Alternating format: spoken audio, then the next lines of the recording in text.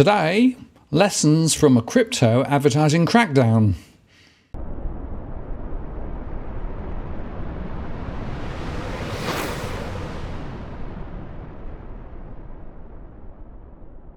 Hello again, it's Martin North from Digital Finance Analytics. Welcome to this post covering finance and prop news with a distinctively Australian flavour. The UK's Advertising Standards Authority has said last week that it had issued notices to over 50 companies that advertise cryptocurrencies, asking them to review their ads to ensure compliance with existing rules.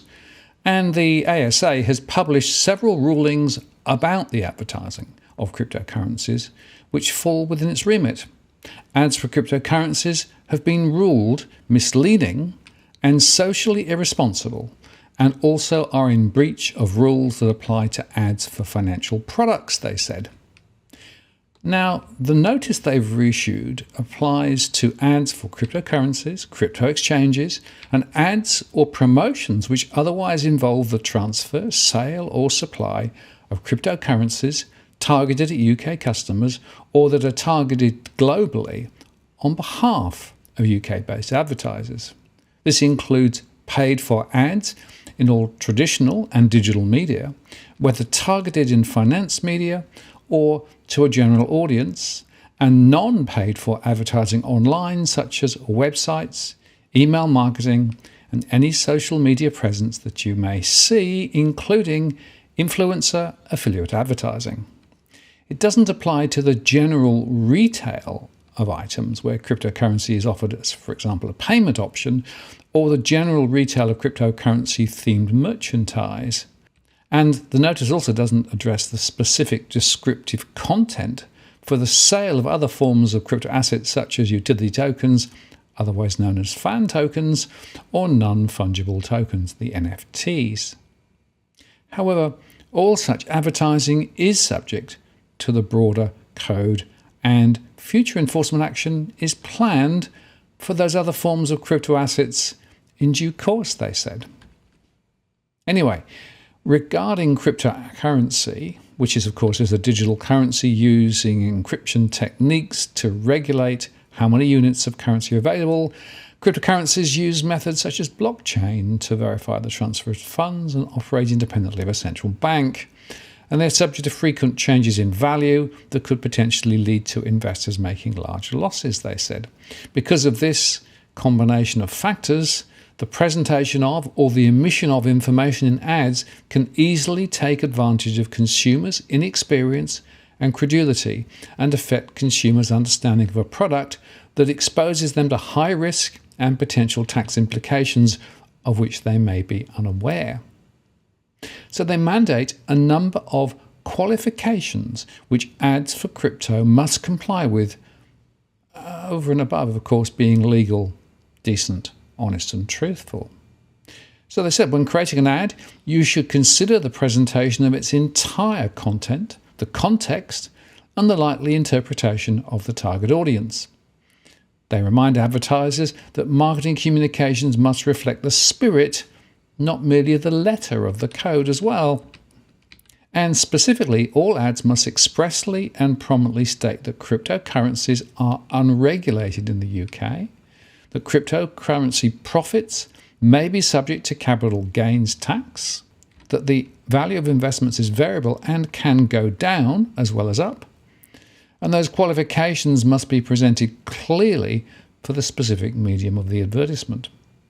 For example, qualifications in digital poster advertising must be visible, for example, appearing in a static box. And qualifications that appear only at the beginning of a video are likely to be problematic, as they will not necessarily be seen by consumers that may pass. Qualifications presented at the bottom of a web page are unlikely to be sufficient. Qualifications should be clearly presented above the web page fold line. And any claims for rate, for example X% per annum, must be representative and supported by documentary evidence and make clear how the rate is calculated and what significant conditions apply. For example, the type of cryptocurrency, the amount or any time period required. Some media are significantly limited by time and space, they say, such as some social media platforms or within display ad environments online or in apps.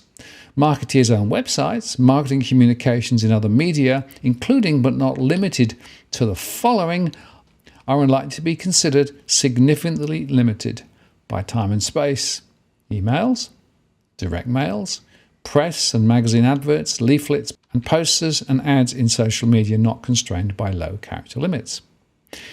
And they went on to say the ASA would expect advertisers to do all they can to include all significant conditions in an ad. For example, in Twitter ads limited by a character count, marketeers could include an image that clearly states the relevant conditions. Ads which are significantly limited by time or space must include as much of the information about significant conditions as practicable, they say. And if an ad format cannot suitably display the necessary qualifications clearly, then advertisers must ask themselves whether the medium is at all capable of hosting compliant ads at all. Qualifications cannot override the general impression of an ad. And it's also important to note, they say, that qualifications, as we've discussed, cannot override the overall general impression of an ad. An ad that contains problem claims, as discussed, will always be a problem. And the inclusion of a qualification will not render them compliant.